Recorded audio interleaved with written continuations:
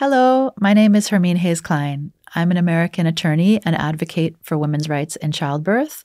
This work came out of my experience teaching law in the Netherlands at The Hague University from 2008 to 2012 and studying maternal health systems in my role as director for the Bankershoek Institute Research Center for Reproductive Rights.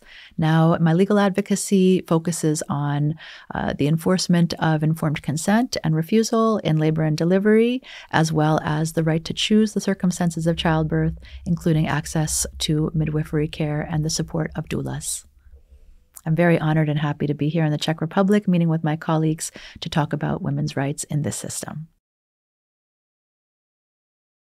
So I'm excited for us to have this conversation with Martina, the head of UNIPA, which I believe and understand is the organization that unifies midwives in the Czech Republic, and with Kristýna, the obstetrician who supports women and their human rights. So I think now we're going to talk about midwifery in the Czech Republic. Maybe, Martina, you could describe what is the situation with midwives here? Yeah, so we're facing the situation here where midwives, even though they are by law the primary caregivers for women while they are pregnant and giving birth and right after birth. So that is the law here, but that is not respected by both medical professionals like gynecologists and obstetricians, as well as health insurance companies. So the thing is that, so that's one thing. And another thing is that when there are midwives who are like so-called community midwives, who actually decided to work on their own, looking after women, but they are not fully integrated in the system. So it, again, is related to how they are paid by insurance companies, health insurance companies, which they are not, and they are not paid well. And all their services that they provide are not paid fully. And then the other group of midwives is like maternity midwives who are they are hospital-based midwives. And while the first group are kind of ready and willing to take responsibility for their care, which they provide on their own, the other group is kind of maybe happy to be in hospitals backed up by a strong institution, and they are happy to be like viewed as someone who is probably under or below the, hierarchically speaking, below the major personality there, and there is the gynecologist obstetrician who is kind of above them, and they are viewed as his assistant. So they actually cannot profess fully their profession, but they are still viewed as some sort of assistant who is not fully legitimized. And so this is basically the general setting here, midwifery setting here in the Czech Republic. Well, that makes me wonder how this place of midwives within the system relates to the way in which the maternal health system really conceives of childbirth at all. Because you could say that there are the midwifery model of care and the medical model of care have two different approaches or frames of even what childbirth is. And that the midwifery model of care is the idea that childbirth is a normal physiological event. It's a human experience that has the potential to become a medical experience, the potential to develop pathology.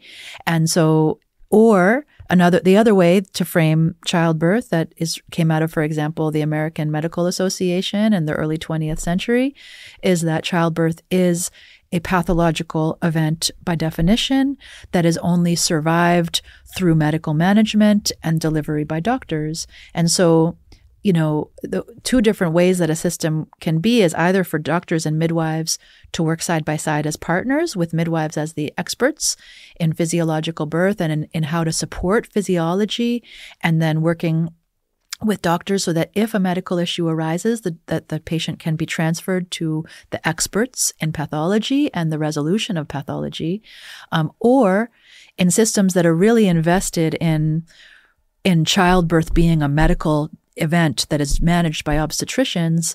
Those are the systems that tend to reject midwives, push midwives out, push midwives down, and then ultimately not really hold a lot of space for the physiology of childbirth, for an opportunity for women to go through the process of physiology.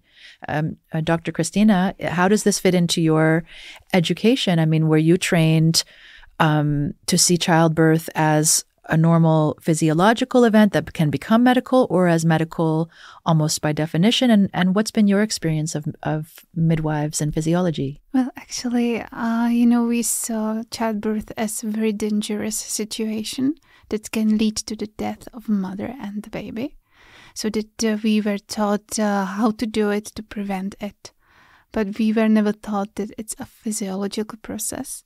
So when I first started working at a hospital, where midwives kept their voice down and they just listened to the doctors, I just wondered if it's the only way, if every woman who gives her birth for the first time needs oxytocin, if every woman needs to lay back. But then I transferred to another hospital and I found a midwife there. And she showed me how the birth can go in their own time in itself, how we should just observe the woman, what she does, and support her. And it was for me, life-changing to meet this midwife and to have the opportunity to learn from her. So would you say that in your experience with your midwife colleague that you learned more about what would happen in normal childbirth if there was patience, or if the process was allowed to unfold before intervention? Yeah. Okay. Yeah.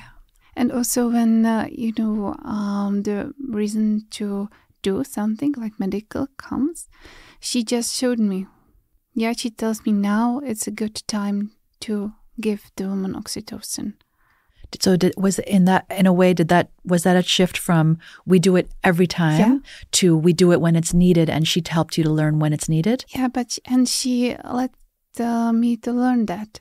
She gives me ideas. She doesn't tell me what to do, but she shows me and gives me ideas. And the way she works with the woman, it's absolutely different from what I've seen. I mean, what the studies show from around the world is that the systems that have the best outcomes for babies and for mothers at the lowest cost to the system are the systems where the midwives and the doctors work hand in hand as partners, and where women can do what I'm hearing from you, Martina, is that in theory, this is what the Czech health system wants, that the law says that women should start care with midwives and then move to obstetricians. Is that accurate? That's what the law would direct? But you said it's not followed? Yeah, it's not followed. But let's back up to what the law. It's not followed. The law is not fully terminated or finished. I would say this is just suggested that the midwife is the primary healthcare provider in terms of providing reproductive care, but it's kind of unfinished. I would say there are many points that would have to be specified, and that is simply missing. It's lacking there in the law. And the inimical situation that we've got here in terms of gynecologists viewing midwives as their competitors, and that is also related to their status, prestige, and also money. Because when there were more midwives paid for providing their services, that would mean that they would be taken, that quite significant funding would be removed from them, I would say, and they are unhappy to see that. Also, the concentration of gynecologists here in the Czech Republic is the greatest. We've got the greatest density per person, in Europe here in the Czech Republic, and they don't want to see midwives as taking both prestige, status, and funding away from them. And this is very interesting because, I mean, in any system where midwives don't exist, or where midwives are not able to really do their work as midwives, the reason is economic competition. Mm-hmm. This first happened also in the United States in the first half of the 20th century. All midwives were eliminated, and the only people doing birth were doctors and nurses, obstetricians with nurses working under them for a long time. And in a way, what it gets to is, again, the data is very clear. Anybody can Google Lancet series on midwifery and get many meta studies on midwifery and the outcomes. midwives and doctors working together is the best thing for women and babies. And yet you're in a system where midwives are eliminated, and it's not because of the women and the babies. It's not because of their interest. It's because of the interests, like you're saying, of the economic system. It's because you have a market that is oversaturated with obstetricians. And so they are economically incentivized. And it doesn't mean that it's conscious, that they're saying consciously, I'm going to drive the midwives out so I make more money. What happens in obstetrics is that the pursuit of, the obstetrician's preference for delivery, or the variables that are affecting their own interest, it gets explained in the language of safety. You know what I mean? So the reason is economic competition. The reason is market saturation. But the story that gets told is we couldn't possibly allow midwives to work because it would be unsafe for women and babies, when in fact, the data proves the opposite. You are increasing unsafety for women and babies by pushing midwives out of the system. But still, the story that gets told is that this is safer. Just like it was told that it was safer to put women on their backs to give birth. It's not safer. Which gets us to the grand occurrence of so-called obstetric violence here in the Czech Republic? Well, I think one thing that comes up for me as you start to talk about obstetric violence is that, obstetric violence is this concept that was made up by women's groups in Latin America to describe, it's if you hear women's voices, they're saying obstetric violence. United Nations first they said disrespect and abuse to talk about the violation of women's human rights and mistreatment of women. But the women themselves have invented this concept of obstetric violence to describe these experiences. And I think what we can recognize is that actually the abuse of midwives and the marginalization of midwives and the arrest of midwives for serving women at home, for example, is another form of obstetric violence, because it is gender-based discrimination playing out in maternal health care. And that also has to do with the fact that the more gynecologists, obstetricians providing care to women we've got, the more pathologization of the birthing experience there is. And also this has to do with the imprint actually that we create in the population, in the lay public, that viewing birth as inherently dangerous and life-threatening an experience. And so they actually come to the hospital environment expecting to be provided, like that there is the safe environment to them. But again, their goals and their expectations are different to those, as we are now talking about, that of their healthcare providers. And so they've got various routinized processes that are safe to them, that provide safety to the medical professionals, but they are not actually safe for the women expecting to be given safe care. So there is this clash of various preferences, I would say, and yeah. Yeah. I mean, and I think that it plays out. I mean, it plays out in, for example, studies on out-of-hospital birth.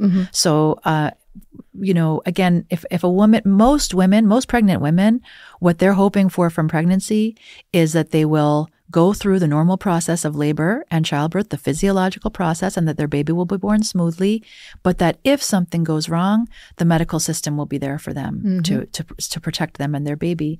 And the way to optimize that possibility is to start care with a midwife, because they, again, are the experts in supporting physiology. And when pathology starts to arise, they have skills to bring it back to physiology and prevent it from developing further into pathology.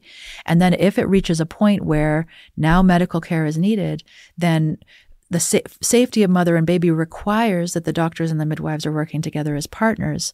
The concept for that is continuity of care.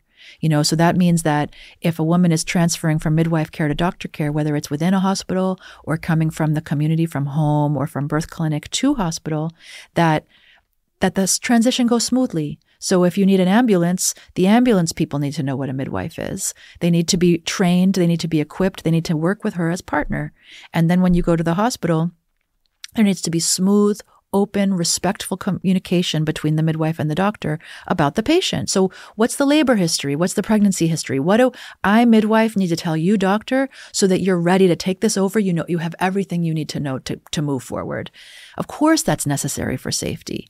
But instead, the social resistance and the anti-competition and the hostility will lead the doctor to say, you can't even come in here, midwife. I don't want to hear anything you have to say. So now that doctor is choosing to fly blind, as we would put it. They don't have the information that they actually need to care for this patient. And we can predict safety will fall through the cracks when that happens. And so and that plays out in the data, because the data, all the studies of out-of-hospital birth from the nations where it is recognized as a legitimate healthcare choice and where it is integrated, like Netherlands, United Kingdom, Canada, for example, they show that to give birth at home or in the hospital is equally safe for the baby, but it's much safer for the mother to give birth at home than it is in the hospital, because she's much more likely to come out whole, uncut, untraumatized. It's just, these are the facts. The intervention rates are much, much lower, of course, with midwife-led out-of-hospital birth. Same outcomes for babies. But what then we do is similar studies in the United States, in Australia, in places where there is not integration, in places where the ambulance is not trained, in places where the midwife or the women are punished if they have to come to the hospital. You can predict babies are going to die, and voila, they die. And then the study shows, oh, look, it's worse outcomes for out-of-hospital birth than in-hospital birth. And then they blame home birth, they blame the midwives, when in fact what caused that gap was the anti-competitive hostility of the medical system, and the midwife has no power to affect that. Neither does the woman. So the choice to be hostile toward midwives is the choice to increase risk of death to the baby in the name of safety. So that's fraud.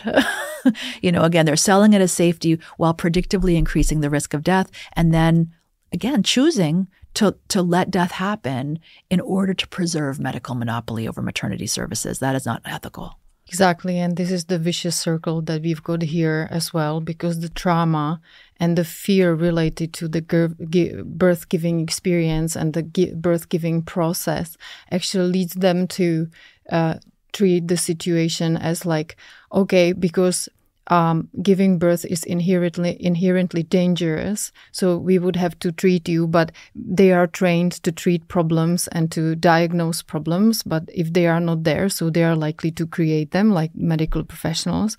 They don't even know what physiological birth looks like. This is something that Kristýna was addressing before.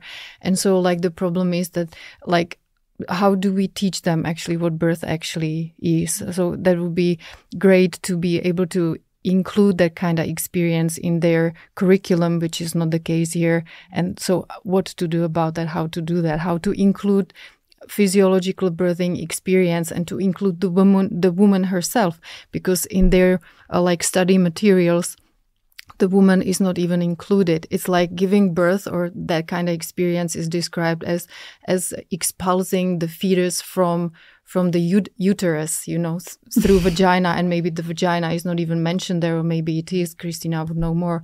And so this is it. The woman is completely missing there in the picture. Mm. Well, I mean, Dr. Kristýna, tell us, I mean, for example, in a hospital space, is there opportunity for midwives and doctors to talk and for doctors to learn from midwives, even at the, I understand that you as an individual could learn from the midwife, but are there spaces in which the midwives can use their voices to say, hey, we could do things differently around here? I think it differs, but according to my experience, there are some places where it's not possible. Where midwives, they don't have a voice. They are just nurses. They are assisting. Okay. So are they seen within the hierarchical model? Or are they seen below the doctor? Below the doctor, yeah. Not equals. Okay. Just below. They need to listen when doctors decides something, even though she's not okay with that. She needs to listen and do it. Like the nurse, she's assisting and he's deleting. I think we've got this unhappy linguistic situation also here in the Czech Republic, that midwife is actually porodní asistentka. So the word assistant is actually inherently included, explicitly, not even explicitly in the name of her role in the medical hierarchy. She's called assistant. So that's and there have been like some attempts to change that, but it's kind of difficult to come up with something really functional. There's no old word for midwife? porodní bába, which is like an old lady, but this is kind of... So those are the two words. There's the old word with the baba, Yeah. and then there's the new word with the assistant. Exactly. Go for the baba. Okay, thank you. Yeah. Take it back. Because the babas are actually incredible modern women. You know what I mean? Like, show them, I'm a baba, wear a t-shirt. Yeah. So, I mean, what kind of barriers do you hear, you know, and as I talked about in theory, that lack of integration can create danger. Have you heard from midwives or women who try to access them about dangerous situations that happen because there's no continuity of care? Well, definitely. And this is something that Kristýna would talk about because she's in the practice, in the very experience of receiving women and looking after them. Yeah, well, I don't know about your question, but, you know, I've seen during the childbirth when doctor said to midwife, do the episiotomy, and she said to him, that's not necessary, I won't do it. And there was a little bit of tear, and he walked out. He said, I won't suture it up because you didn't listen to me. And this midwife, she was, you know, in a bad situation because she didn't know how to suture it up. So I think that the way to make them equals is educating them. Wow. So do midwives not suture? And they don't learn how to. And the doctor never studied the episiotomy, you know, because again, the data has been clear since the late 70s or early 80s that natural tears heal better than episiotomy cuts. And that routine episiotomy causes the harm that it is supposed to prevent. So clearly that obstetrician never read a single study. And this gets back to people expect that the doctors who are treating them know the medical evidence and that what they are doing is evidence-based. But what we're learning here is that the Czech obstetric system is not current on the medical evidence. Let's be real. And it's trotting it out as, you know, scientific and authoritative, while all of these issues, the data has been around for decades on midwives, on episiotomy, on maternal trauma. And so the question is whether the system is willing to modernize and to be evidence-based and to respect human rights. Exactly. I was just about to point that out, that the difference in between like what evidence-based medicine actually tells us and the routinized practices exercised here in our maternity wards there is a huge gap in between. And there are like very few hospitals and maternity hospitals who are willing to upgrade their services in a way that would be more respectful towards women and their wishes. But they are kind of few and the progress has been very slow. Well, maybe I can add that it can work both ways. You know, a midwife can teach doctor what the physiologic birth is and how to support it, and doctor can teach her how to suture. 100%. It's like so no obvious. Why don't do it? Well, I mean, that our hope lies in doctors like Kristýna stepping into leadership, you know, because what I hear from you is that you're willing and able to stand in the crossroads of the medical profession, listening to the midwives, listening to the women. This is the solution to basically every problem we're describing here, is everybody opening their mind, opening their heart, and being willing to come together and just listen. And, you know, it's the women who have to lead in this and being willing to use their voices and being willing to listen. And for you, Kristýna, to just continue to step into leadership and just do what you do and rise because somebody like you can change this system, you know, as you step into the leadership, and has so much to teach those who are used to doing it a certain way. And it might take some time, but just be patient and keep listening and keep telling the truth in your gentle way. Okay. Thank you.